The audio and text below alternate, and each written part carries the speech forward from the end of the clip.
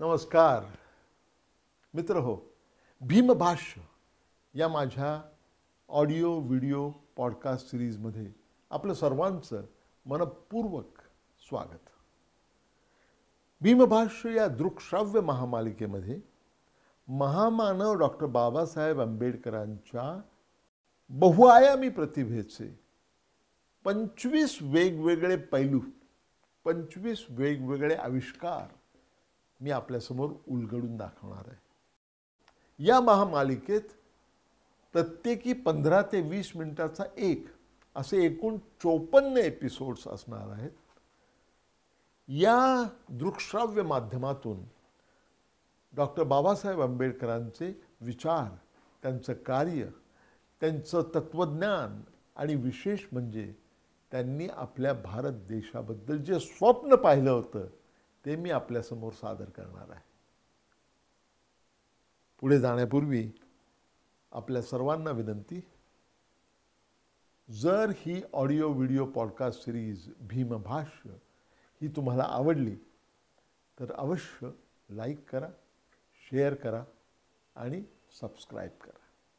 चला तर पुढे जाऊया. या एपिसोड 10चा विषय जो आहे तो विषय आहे डॉक्टर आंबेडकरांची एक शिक्षण तज्ञ म्हणून त्यांची कामगिरी. पूर्वीच सांगितल्याप्रमाणे अमेरिकेला गेल्यानंतर, उच्च शिक्षण घेण्यासाठी अमेरिकेला गेल्यानंतर भीमराव आंबेडकर यांच्या आयुष्याला एक नवा अर्थ प्राप्त झाला, एक नवी झळाळी निर्माण झाली आणि विशेष म्हणजे त्यांच्यामध्ये ज्ञानार्जन करण्याची असीम अपार अशी ज्ञानतृष्णा जागृत झाली, जी आयुष्यभर त्यांच्यासोबत राहिली. असं दिसतंय की डॉक्टर आंबेडकर हे अमेरिकेत असताना त्यांना शिक्षणाचं महत्त्व पुरेपूर कळलं. ते अमेरिकेत असताना त्यांच्या लक्षात आलं की अस्पृश्य बांधव आणि भगिनी या सगळ्यांसाठी जर उद्धाराचा एकमेव मार्ग असेल तो कोणता, तर तो मार्ग आहे शिक्षणाचा. Education is the only panacea to all their problems. आश्चर्य म्हणजे भीमराव आंबेडकर अमेरिकेला गेल्यानंतर त्यांच्या अमेरिकन वास्तव्याच्या पहिल्याच महिन्यामध्ये त्यांच्या कुटुंबियांपैकी किंवा नातलगांपैकी कोणाला तरी त्यांनी पत्र लिहिलं. ज्येष्ठ नातलगाला लिहिलेल्या पत्रामध्ये त्यांनी 22 वर्षाचे भीमराव आहेत. त्यांनी त्या पत्रामध्ये काय लिहिलेलं आहे पहा शिक्षणाबद्दल. त्यांनी असं लिहिलेलं आहे की जर आपल्याला अस्पृश्य वर्गाचा विकास हा गतिमान करायचा असेल तर स्त्री आणि पुरुष या दोघांनाही बरोबरीनेच शिक्षण घेता आलं पाहिजे. मला असं वाटतं की तुमच्या आयुष्यात तुमचं जे ध्येय असेल ते ध्येय म्हणजे तुमच्या परिसरात, तुमच्या आजूबाजूला असलेल्या युवा युवतींमध्ये शिक्षणाचं महत्त्व हे त्यांच्या मनावर कोरून काढणं आणि त्यांना शिक्षण घेण्यासाठी प्रोत्साहित करणं हा तुमचा हेतू असला पाहिजे, असं त्यांनी बाबासाहेबांनी त्या पत्रामध्ये त्यांना लिहिलेलं आहे. अगदी सुरुवातीच्या काळात लिहिलेल्या पत्रामध्ये डॉक्टर आंबेडकरांनी गंमत म्हणजे शेक्सपियरला कोट केलं होतं. म्हणजे शिक्षणाचं महत्त्व विशद करत असताना डॉक्टर आंबेडकरांनी साक्षात शेक्सपियरला उद्धृत केलेलं आहे. त्यांच्या एका कवितेमध्ये त्याचा मतितार्थ सांगता येईल तुम्हाला की माणसाच्या आयुष्यात ज्यावेळी संधी येते त्यावेळी ती एखाद्या पुराच्या लाटेसारखी संधी येते. त्यावर ज्यावेळी तो माणूस, ती व्यक्ती स्वार होते त्यावेळी ती उच्च ध्येयाकडे जाऊ शकते. मात्र जर त्या व्यक्तीने त्या संधीचा फायदा घ्यायचं नाकारलं किंवा त्याला टाळाटाळ केली तर त्या व्यक्तीचं आयुष्य हे दुरावस्थेमध्येच जावं लागतं. अशा प्रकारचा मतितार्थ असलेली कविता त्यांनी शिक्षणाच्या बाबतीमध्ये उद्धृत केलेली आहे. शिक्षणाचं महत्त्व सांगताना. हे मला अतिशय महत्त्वाचं वाटतं. कारण आयुष्यामध्ये जी संधी येते, मोठी संधी येते, त्याचा फायदा तुम्ही घेतला पाहिजे. शिक्षण म्हणजे आयुष्यात मिळालेली मोठी संधी आहे, हे त्यांनी ठासून अगदी कोवळ्या वयामध्ये, वयाच्या 22व्या वर्षीपासून सांगितलेलं आहे. मला हे फार महत्त्वाचं वाटतं. डॉक्टर आंबेडकर केवळ भाषणं करून थांबले नाही. त्यांनी जे सांगितलं ते त्यांनी करून दाखवलं. शिक्षणाच्या बाबतीमध्ये ते करून दाखवलं. ते स्वतः एक अत्यंत प्रेरणादायी शिक्षक आणि प्राध्यापक झाले आणि विशेष म्हणजे सामाजिक जाणीवा समृद्ध असलेले ते शिक्षण तज्ज्ञ झाले. ही त्यांची थोरवी आहे.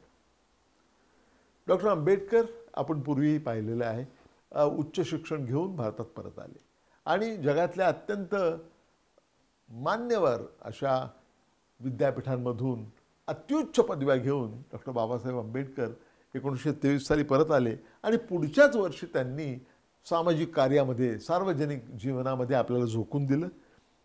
मार्च 1924 मध्ये त्यांनी आपल्या पहिल्या सामाजिक संस्थेची स्थापना केली.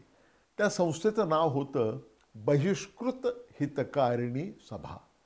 काय बरं उद्दिष्ट होतं या संस्थेचं? या संस्थेचं उद्दिष्ट होतं शिक्षणाचा प्रचार आणि प्रसार, आणि तोही अस्पृश्य समाजामध्ये. अस्पृश्य समाजामध्ये शिक्षणाचा प्रचार आणि प्रसार करणं हे उद्दिष्ट, हे ध्येय घेऊन ही संस्था पुढे आली. आणि म्हणून त्या संस्थेचं घोषवाक्य काय होतं?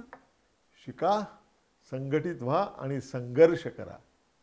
हा जो महामंत्र त्यांनी दिलेला आहे तो आजही देशभरात निनादतो आहे.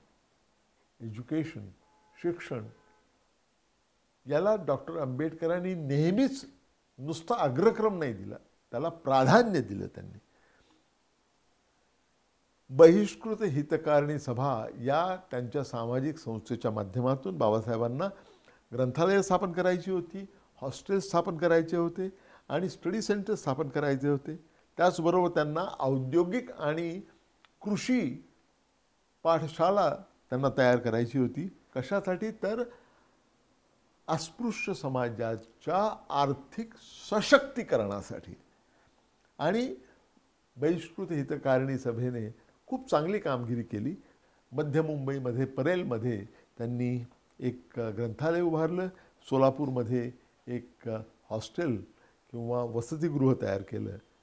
1928 साली बहिष्कृत हितकारिणी सभा या संस्थेचं रूपांतर डिप्रेस्ड क्लासेस एज्युकेशन सोसायटी अशा व्यापक प्रकारच्या संस्थेमध्ये करण्यात आलं. 1926च्या डिसेंबरमध्ये डॉक्टर बाबासाहेब आंबेडकर हे त्यावेळच्या मुंबई प्रांताच्या विधान परिषदेचे नामित सदस्य झाले, नॉमिनेटेड मेंबर झाले. तोपर्यंत निवडणुका झाल्या नव्हत्या. नॉमिनेटेड मेंबर, सरकारच्या वतीने ते नॉमिनेटेड मेंबर झाले. आणि पुढे ज्यावेळी पहिल्या प्रांतिक निवडणुका झाल्या 1937 साली, त्यावेळी ते निवडणूक जिंकून मुंबई प्रांताच्या, त्यावेळच्या मुंबई प्रांताच्या विधानसभेमध्ये निवडून आलेले ते विधायक पण झाले. या दोन्ही ठिकाणी म्हणजे मुंबई प्रांताच्या विधान परिषदेमध्ये नामित सदस्य म्हणून आणि पुढे मुंबई प्रांताच्या विधानसभेमध्ये निवडून आलेले सदस्य म्हणून विधायक या नात्याने त्यांनी शिक्षणावर नेहमीच प्रचंड जोर दिला. आणि त्यांच्या सगळ्या अभ्यासपूर्ण भाषणांमधून, विधान परिषद असो किंवा विधानसभेमध्ये असो, आपल्या अभ्यासपूर्ण भाषणातून त्यांनी जास्तीत जास्त जोर कशावर दिला असेल तर तो शिक्षणावर दिलेला आहे. उदाहरणार्थ 12 मार्च 1927 रोजी मुंबई प्रांताच्या विधान परिषदेमध्ये चर्चा करत असताना, शालेय शिक्षणाची चर्चा करत असताना डॉक्टर आंबेडकरांनी असं प्रतिपादन केलं, आग्रहपूर्वक प्रतिपादन केलं की शिक्षणावरचा दरडोई खर्च हा वाढला पाहिजे. आणि हा किती असला पाहिजे? तर तो कमीत कमी सरकारला दारूच्या उत्पादनावरून जे उत्पन्न मिळतं, जे शुल्क मिळतं, दरडोई शुल्क जे मिळतं त्यापेक्षा जास्त खर्च सरकारने दरडोई खर्च हा शिक्षणावर केला पाहिजे, असं ते विधान होतं.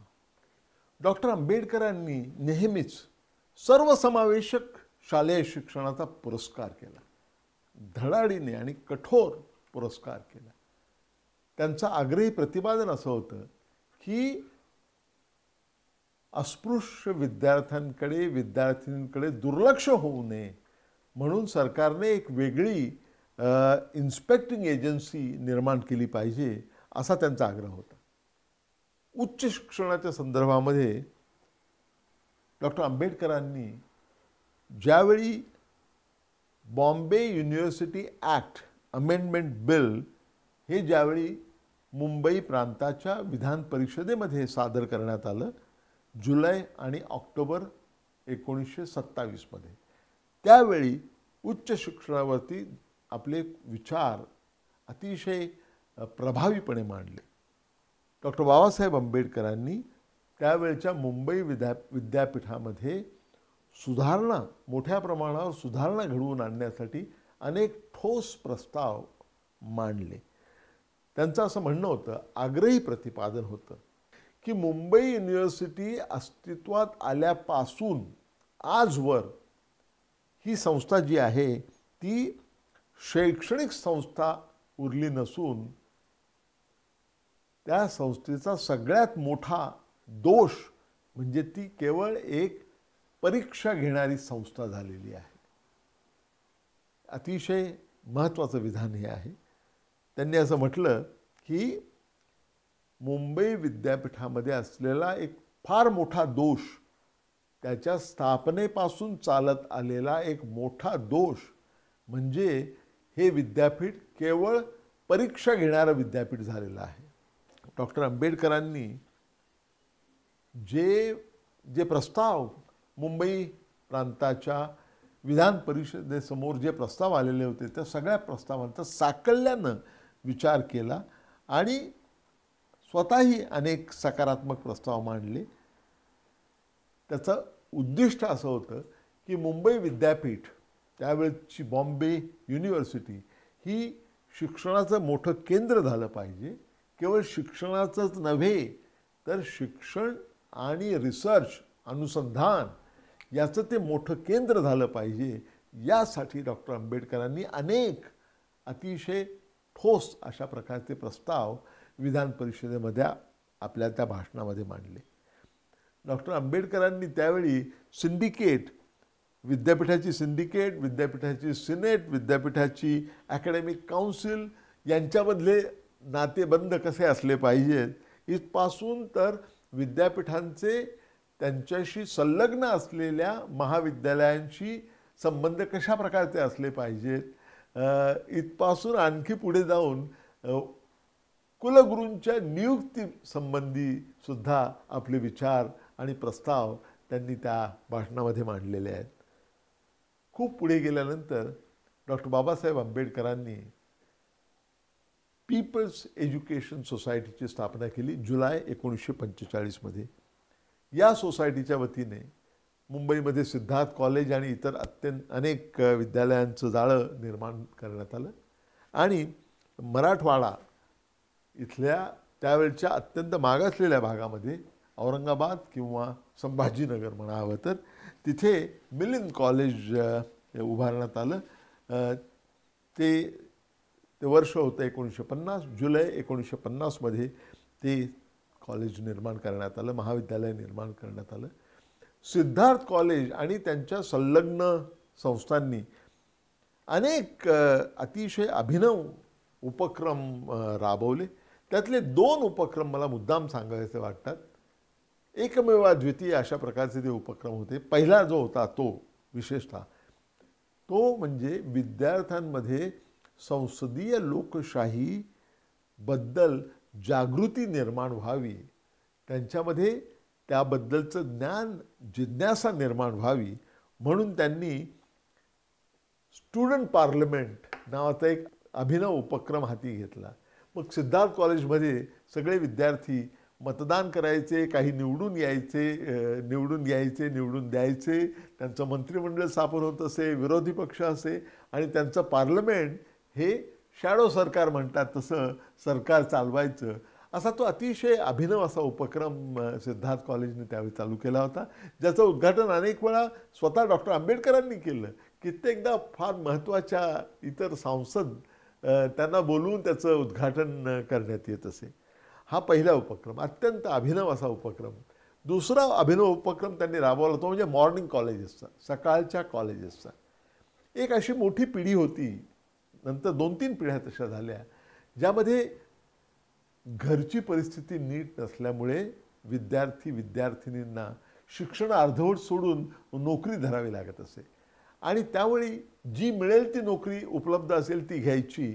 त्यामध्ये त्यांचं नुकसान होत असे, कारण पुढचं शिक्षण घेतल्याशिवाय त्यांना योग्य प्रकारची त्यांच्या कुवतीला, त्यांच्या क्षमतेला साजेशी अशी नोकरी मिळण्यासाठी शिक्षणाची जोड नव्हती, त्याचा अभाव होता. म्हणून डॉक्टर आंबेडकरांनी मॉर्निंग कॉलेजेस चालू केले, सकाळची कॉलेजेस.